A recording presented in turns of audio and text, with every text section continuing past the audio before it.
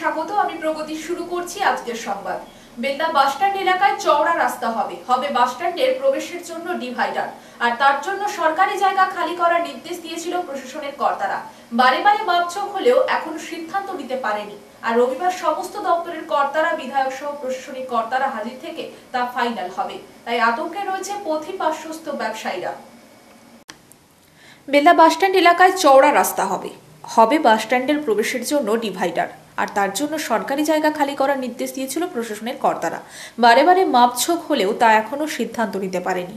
আর রবিবার সমস্ত দপ্তরের কর্তারা, বিধায়ক সহ প্রশাসনিক কর্তারা হাজির থেকে তা ফাইনাল হবে। তাই আতঙ্কে রয়েছে পথি পার্শ্বস্থ ব্যবসায়ীরা।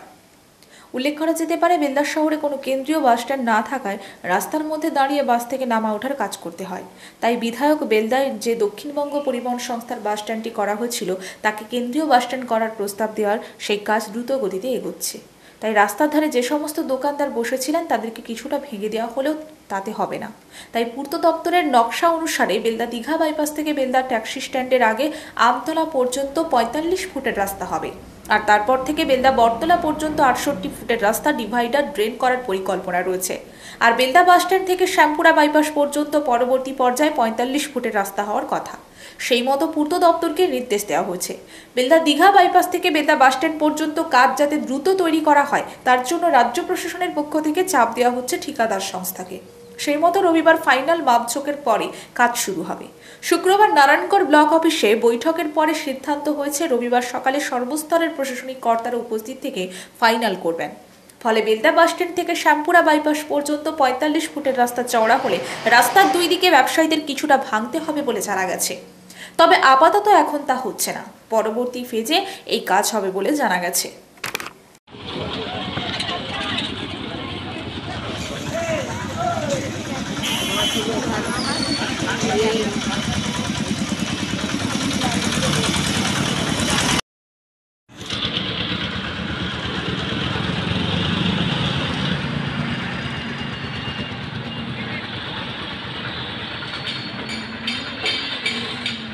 হাতি দেখতে গিয়ে মৃত্যু হলো এক কিশোরের। ঘটনাটি ঘটেছে কেশিয়াড়ির হাতিগেড়িয়া জঙ্গলে, আর এই ঘটনার পরে এলাকায় আতঙ্ক ছড়িয়ে পড়েছে। হাতি দেখতে গিয়ে মৃত্যু হলো এক কিশোরের। ঘটনাটি ঘটেছে কেশিয়াড়ির হাতিগেড়িয়া জঙ্গলে, আর এই ঘটনার পরে এলাকায় আতঙ্ক ছড়িয়ে পড়েছে। ঘটনায় উল্লেখ থাকে, বৃহস্পতিবার সুবর্ণরেখা নদী পার হয়ে নয়াগ্রাম থেকে কেশিয়াড়ি ব্লকের পাথরহুড়ি জঙ্গলে প্রবেশ করে ৭০টি হাতির দল। আর সেই হাতিগুলি বর্তমানে হাতিগেড়িয়া জঙ্গলে থাকায় তা দেখার জন্য ভিড় জমান কিছু উৎসুক মানুষ, আর তার মধ্যেও ছিল এক কিশোর। আর হাতির তাড়ায় তার প্রাণ যায় বলে জানা গেছে। বন দপ্তরের পক্ষ থেকে বারে বারে জানানো হয়েছে জঙ্গলে হাতি রয়েছে, তাই যাতে সাবধানে মানুষ যাতায়াত করেন। কিন্তু কিছু যুবক ও কিশোর হাতিকে উত্তপ্ত করার রীতি এখনো রয়েছে, ফলে বারে বারে ঘটছে দুর্ঘটনা। অপরদিকে কেশিয়াড়িতে হাতি থাকায় এলাকাবাসী এক প্রকার আতঙ্কের মধ্যে রয়েছেন। বন দপ্তরের পক্ষ থেকে হাতিগুলিতে যাতে তাদের নির্দিষ্ট স্থানে পাঠানো যায় তার চেষ্টা চালানো হচ্ছে। উল্লেখ করা যেতে পারে, কয়েকদিন ধরে নয়াগ্রাম জঙ্গল ছেড়ে কখনো ঝাড়গ্রাম, আবার কখনো কেশিয়াড়ি এলাকায় হাতির পাল চলে আসছে খাবারের খোঁজে। বর্তমানে মাঠে ফসল থাকায় তা যেমন নষ্ট করছে, সেইভাবে মানুষের প্রাণ নিতেও ছাড়ছে না। বারে বারে হাতির পালকে জঙ্গলে পাঠালেও ফের তারা বিভিন্ন লোকালয়ে গিয়ে তাণ্ডব শুরু করেছে। এই হাতির পালে কয়েকটি বাচ্চা হাতি থাকায় তাদেরকে নিরাপদে যাতে জঙ্গলে থাকে তার জন্য বিশেষ উদ্যোগ নিচ্ছে বনকর্মীরা। হুলা পার্টির সদস্যরা রাতভর পাহারা দিতে হাতি তাড়ানোর কাজ করছেন।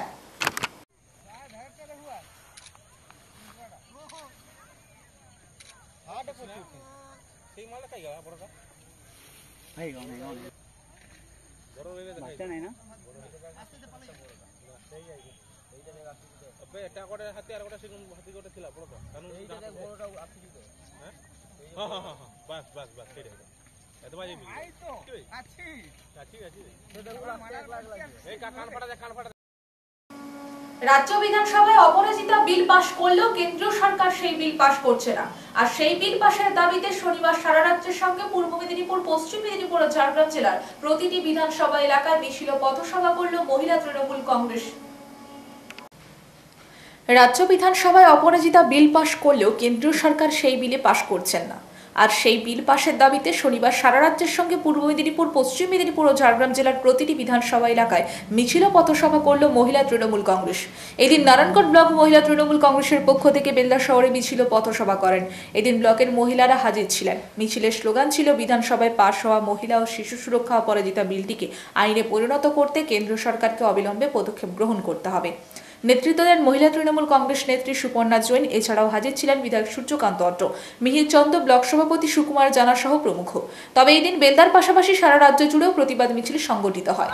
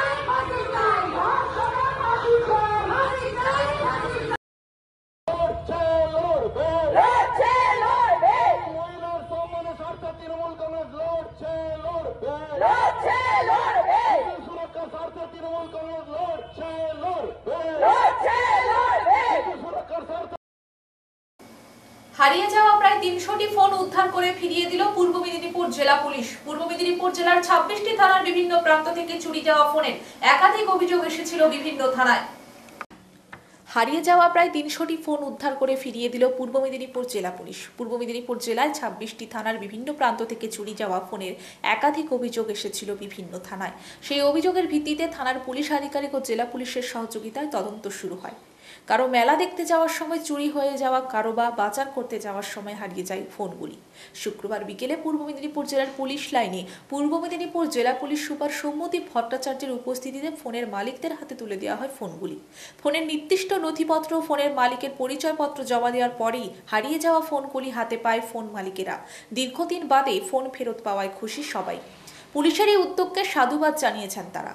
আগেও জেলাতে প্রায় 200 জনের ফোন এইভাবে ফেরত দেওয়া হয়েছিল এবং আজ প্রায় 300টি ফোন ফেরত দেওয়া হয়েছে এবং আগামী দিনে এই কর্মসূচি চলবে, এমনটাই জানান পূর্ব মেদিনীপুরের জেলা পুলিশ সুপার সৌম্যদীপ ভট্টাচার্য। এদিনের অনুষ্ঠানে জেলা পুলিশ সুপার ছাড়াও উপস্থিত ছিলেন পূর্ব মেদিনীপুর জেলার অতিরিক্ত পুলিশ সুপার নিখিল আগরওয়াল সহ অন্যান্য পুলিশ আধিকারিকেরা।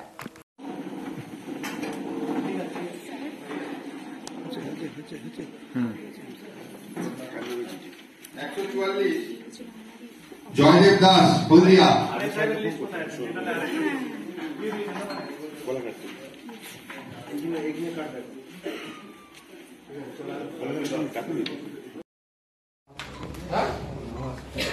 মাস আগে তাহলে আপনি 9 মাস, এই যে উনি ধরুন 9 মাস পর ফেরত পেলেন, এইটাও একটা সকলকে বলা যে মোবাইল খুঁজতে বিভিন্ন পদ্ধতিগত কারণের জন্য। ধন্যবাদ, আপনি এসেছেন আমাদের কাছে।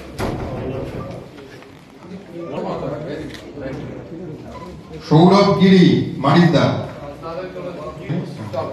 সৌমিত্র মন্ডল মানিসদা,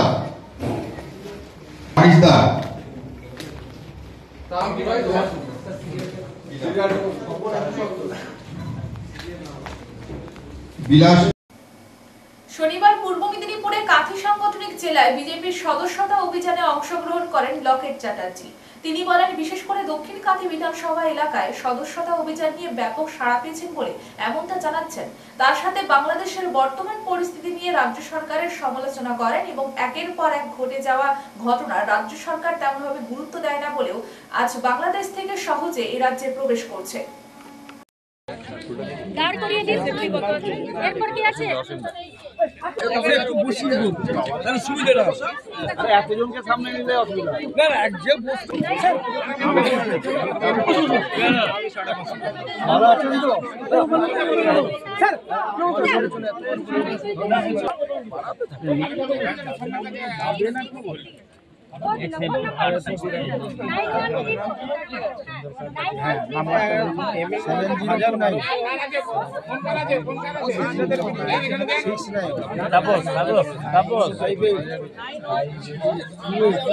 বিএনপির একজন নেতাকে কলকাতা থেকে গ্রেফতার করা হলো, এটা নিয়ে কি বলবেন? আর বর্তমান বাংলাদেশের পরিস্থিতি খুব খুব হতাশাজনক এবং ভয়ঙ্কর, এবং সত্যিই আজকে যেভাবে অত্যাচার হচ্ছে ওখানে, মানে সেটা আমাদের মনে হয় আমাদের এই বাংলায় থেকে আমাদের প্রতিবাদ করা উচিত। এবং ডেফিনেটলি আমাদের একদম পার্শ্ববর্তী দেশ বাংলাদেশ, এই মানে প্রায় পাকিস্তানের জায়গায় পৌঁছে যাচ্ছে বাংলাদেশের সঙ্গে আমাদের কোথাও একটা সংস্কৃতির সম্পর্কটা ভীষণ জোরালো ছিল।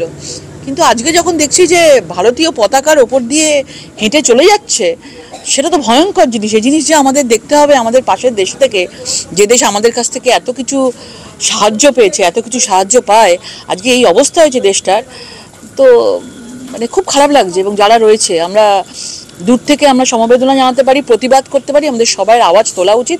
এবং ডেফিনেটলি বাংলাদেশে যারা হিন্দুরা রয়েছে তাদের জন্য কিন্তু বড় কিছু ব্যবস্থা নেওয়া উচিত। এবং এই সরকারেরও দায়িত্ব আছে, পশ্চিমবাংলা সরকারেরও দায়িত্ব আছেও কিছু, যে তাদের জন্য ভাবার।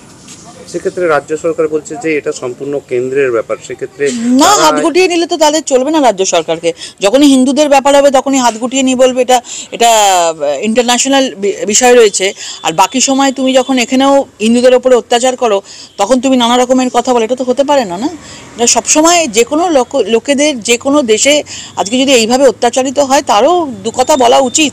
এইভাবে ভোট ব্যাংকের জন্য এড়িয়ে যাওয়া উচিত নয় আমার মনে হয়। কলকাতা থেকে আজকে একজন বিএনপি নেতাকে গ্রেফতার করা হয়েছে। বাংলাদেশে অনেকদিন ধরে গা ঢাকা দিয়েছিলেন, উনি কলকাতা থেকে গ্রেফতার হয়েছে। সেটা বিষয় আমি বলতে পারবো না, সেটা নিশ্চয়ই বিষয়টা ইন্টারন্যাশনাল বিষয়, অন্য দেশের ব্যাপার আছে, আমি বলতে পারবো। কলকাতা কি এটা কি সুরক্ষিত মনে করছে যারা বাংলাদেশে এসে এখানে যারা? তারা তো এরকমভাবে মানে অনায়াসে সবাই তো দেখি বর্ডার ক্রস করে চলে এসে, আজকাল তো সোশ্যাল মিডিয়ায় ভিডিও পর্যন্ত করছে যে আমরা বর্ডার ক্রস করে চলে আসছি। তো এইভাবে আসছে কি করে, সেটাও তো দেখতে হবে। ক্রিকেট অকশন বেসিস টুর্নামেন্টের মধ্যে মাজনা ইউনাইটেড ফ্রেঞ্চ প্রিমিয়ার লিগ 2024 প্রথম খেলা শুরু করলেন পূর্ব মেদিনীপুর জেলার সর্ববৃহৎ টুর্নামেন্ট। এই টুর্নামেন্ট গত 2023 সালে সিজন 1 এর শুভারম্ভ। এবছর সিজন 2 ঐতিহাসিক মাজনা ফুটবল ময়দানে 5 দিনব্যাপী লিগ টুর্নামেন্টের চূড়ান্ত ফাইনাল খেলা অনুষ্ঠিত হলো। तो चौथा विकेट यहां से प्राप्त होता हुआ 119 पर 119 तक पहुंच चुके हैं। अब भी जो कि आखिरी 2 के दखल बचा है यहां से।